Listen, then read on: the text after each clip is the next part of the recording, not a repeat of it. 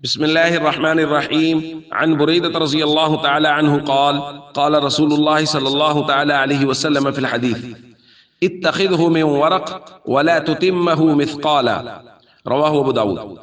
نبی کریم صلی اللہ علیہ وسلم نے ایک حدیث میں ارشاد فرمایا، اگر انگوٹھی بنوانی ہی ہے تو چاندی کی انگوٹھی بنواؤ جس کا وزن ایک مثقال سے کم ہو۔ دوستو، نبی کریم صلی اللہ علیہ وسلم کی خدمت میں ایک صحابی آئے، وعلیہ خاتم من شبہ، اور انہوں نے پیتل کی انگوٹھی پہنی ہوئی تھی۔ نبی کریم صلی اللہ علیہ وسلم نے ارشاد فرمایا، مالی اجد منک ریح الاسنام، مجھے کیا ہے کہ میں تم سے بتوں کی بو محسوس کر رہا ہوں۔ تو صحابی رسول نے جب یہ دیکھا تو انہوں نے فوراً وہ انگوٹھی پھینک دی۔ دوسرے دن وہ آئے، وعلیہ خاتم من حدید، اور انہوں نے لوہے کی انگوٹھی پہنی ہوئی تھی۔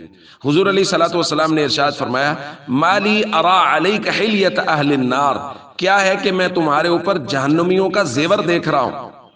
انہوں نے وہ بھی پھینک دی۔ پھر عرض کیا، یا رسول اللہ من ای شیء اتخذ، تو پھر میں کس چیز کی انگوٹھی بناؤں؟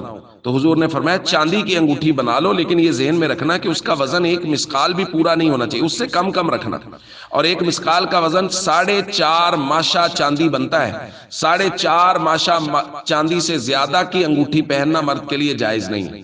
ہمارے یہاں یہ جو 8-8 10-10 انگوٹھیاں پہنتے ہیں، ان کی شریعت میں گنجائش نہیں ہے۔ پوچھا جائے، کہتے ہیں یہ تو چاندی کی ہے۔ جی بھائی، چاندی کی بھی ایک ہی انگوٹھی، اور اس کا بھی وزن 4.5 ماشا چاندی سے زیادہ نہیں ہونا چاہیے۔ اور اس کے ساتھ جو لوہے کے کڑے پہنتے ہیں، لوہے کی چیزیں پہنتے ہیں، حضور علیہ الصلوۃ والسلام نے فرمایا یہ جہنمیوں کا زیور ہے۔ گویا یہ جہنمیوں کو طوق پہنائے جائیں گے لوہے کے، جہنمیوں کو لوہے کی ہتھکڑیاں لگائی جائیں گی۔